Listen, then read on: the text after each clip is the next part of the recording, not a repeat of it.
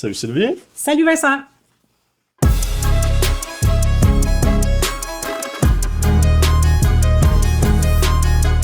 Première question, que pensez-vous des garanties prolongées? Ça, c'est un élément qui fait beaucoup monter les coûts. On l'a calculé sur plusieurs contrats, puis c'est entre 50 et 75 $ par mois juste pour ça. Et on a rarement pour notre argent parce que jusqu'à 40 % du montant va en profit pour le vendeur et la compagnie qui offre la garantie. C'est souvent plus rentable de plutôt économiser un montant chaque mois pour les réparations futures. Et en cas de vice caché, sachez que vous êtes protégé par la garantie légale.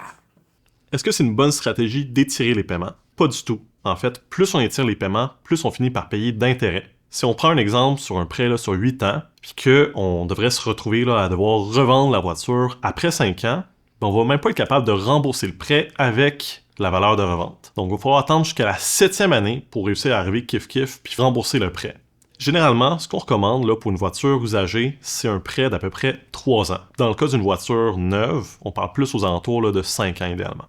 Si, dans ces barèmes-là, on n'est pas capable de se payer la voiture qu'on magasine, ce qu'on recommande, c'est de ou bien magasiner une voiture moins chère qui va rentrer dans notre budget, ou patienter pour pouvoir faire une plus grande mise de fonds puis pouvoir se permettre justement les paiements dans ces barèmes-là.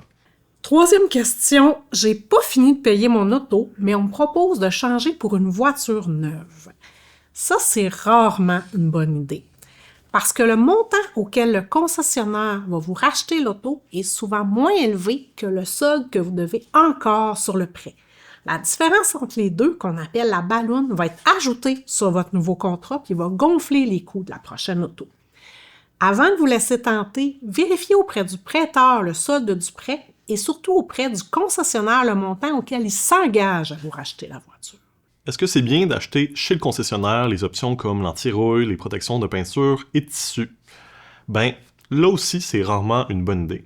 Ce qu'il faut se rappeler, c'est que la plupart du temps, les vendeurs reçoivent une commission sur ces ajouts-là, ce qui veut dire que vous en avez moins pour votre argent.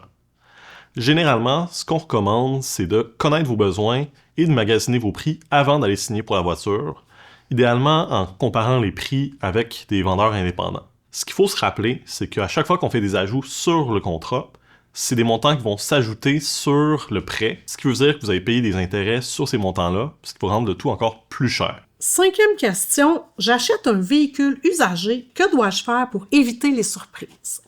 Tout d'abord, acheter usagé, c'est un excellent choix.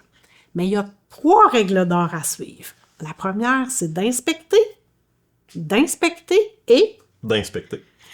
Chez un garage indépendant, bien sûr. On vous suggère d'ailleurs d'écouter notre vidéo spécifiquement sur le sujet.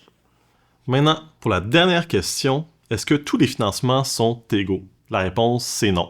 Tout le monde arrive avec des situations différentes qui vont changer le financement. Par exemple, ça arrive que des concessionnaires proposent des promotions avec des taux qui ont l'air intéressants. Mais c'est vraiment important de s'assurer qu'on rentre dans les critères de ces promotions-là et que ça répond à nos besoins et à notre situation. Aussi, ça se peut qu'on ait présentement pas de dossier de crédit ou un mauvais pointage de crédit. Ce qui veut dire qu'on risque de se retrouver sur un prêt en 2e ou 3e chance de crédit. Puis ça, ça va faire qu'on va payer énormément plus d'intérêts. On vous recommande très fortement d'écouter notre prochaine vidéo qui va s'attaquer spécifiquement au cas de l'achat d'une voiture lorsqu'on a un mauvais dossier de crédit ou pas du tout.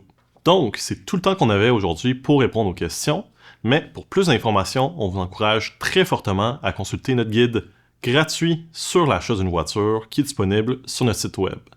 Bon magasinage!